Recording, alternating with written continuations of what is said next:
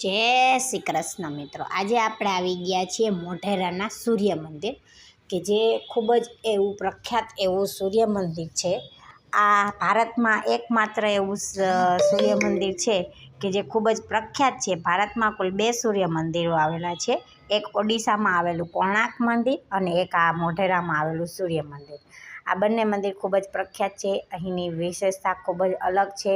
તો મિત્રો, આજે હું તમને મોઢેરાના સૂર્ય મંદિરની દર્શન કરાવીશ અને એનું આખું શિલ્પકામ ને એનો ઇતિહાસ થોડો ઘણો મારી પાસે જે પણ કાંઈ છે એ હું તમને જણાવીશ. તો મિત્રો, મારી સાથે મારી ચેનલમાં બન્યા રહેજો.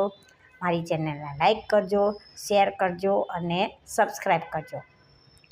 તો મિત્રો, ધરતી પર જો કોઈ જીવતા જાગતા દેવની પૂજા થતી હોય તો તે છે સૂર્યનારાયણ. આ એવા દેવ છે જેના વગર જનજીવન શક્ય નથી. અખિલ બ્રહ્માંડમાં જેની આદિ અનાદિકાળથી ભક્તિ થાય છે તેવા સૂર્યદેવના મુખ્ય ભારતમાં 2 મંદિરો 2 સ્થળે આવેલા છે, જેમાં એક ઓડિશાના કોણાર્કમાં અને બીજું ગુજરાતના મહેસાણા જિલ્લામાં આવેલા મોઢેરામાં.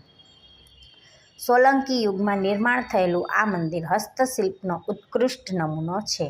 ત્યારે જગવિખ્યાત સૂર્ય મંદિરની મુલાકાત માટે ઘણું બધું વિશેષ છે.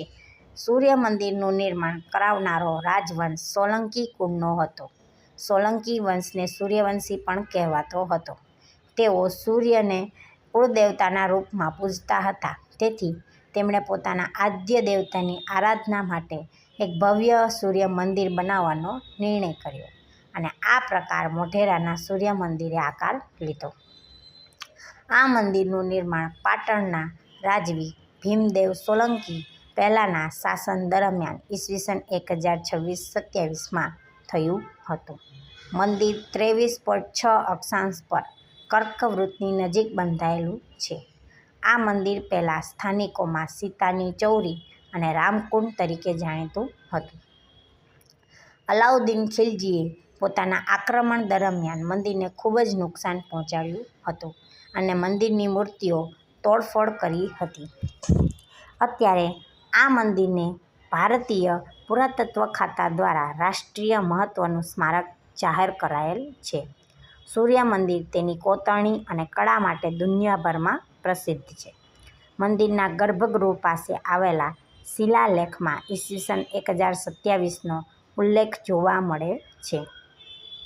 મંદિરના સભાકુંડમાં કુલ 52 સ્તંભ છે.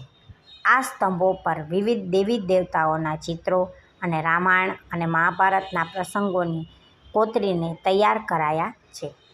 આ સ્તંભોની નીચેની તરફ જોતા તેઓ અષ્ટકોણાકાર અને ઉપરની તરફ જોતા એક ગોળ દેખાય છે. તો સૂર્ય મંદિરની મુલાકાતે ન માત્ર દેશ પરંતુ વિદેશથી પણ અનેક લોકો આવે છે. આ મંદિરની સૌથી મોટી ખાસિયત એ છે કે સમગ્ર મંદિરના નિર્માણમાં ક્યાંય પણ ચૂનાનો ઉપયોગ નથી કરવામાં આવ્યો. ઈરાની શૈલીમાં નિર્મિત આ મંદિરને સોલંકી ભીમદેવે 2 ભાગમાં નિર્મિત કરાવ્યું હતું. પહેલો ભાગ ગર્ભગૃહનો અને બીજું સભા મંડપનો છે. મંદિરના ગર્ભગૃહના અંદરની લંબાઈ 51 ફૂટ 9 ઇંચ અને પહોળાઈ 25 ફૂટ 8 ઇંચની છે. આ મંદિર પૂર્વાભિમુખ છે. તેથી વહેલી સવારે સૂર્ય ઉગે ત્યારે તેના કિરણો સીધા ગર્ભગૃહમાં પ્રવેશીને સૂર્ય પ્રતિમાના મુગટની મધ્યમાં રહેલા મણિ પર પડતા સમગ્ર મંદિર પ્રકાશપુંજથી ઝળહળી ઉઠતું હશે. પરિણામે સમગ્ર વાતાવરણમાં દિવ્યતા પ્રગટતી હશે. આ મંદિરના ગર્ભગૃહની બહાર સૂર્યની 12 વિવિધ મૂર્તિઓ અંકિત થયેલી આજે પણ જોઈ શકાય છે. સૂર્ય મંદિરના કલાત્મક શિલ્પોમાં કેટલાક શિલ્પો કામશાસ્ત્રને લગતા પણ છે. આ મંદિરનું નકશીકામ ઈરાની શૈલીમાં થયેલું છે. સૂર્ય મંદિરની આગળના ભાગમાં લંબચોરસ આકારનો વિશાળ જળકુંડ છે. આ કુંડની ચારે દિશાએ નાના નાના કુલ 108 મંદિરો એટલે કે દેરીઓ આવેલા છે. તેમાં સવાર સાંજ પ્રગટાવવામાં આવતી દીપમાળાને લીધે નયનરમ્ય દ્રશ્ય સર્જાય છે.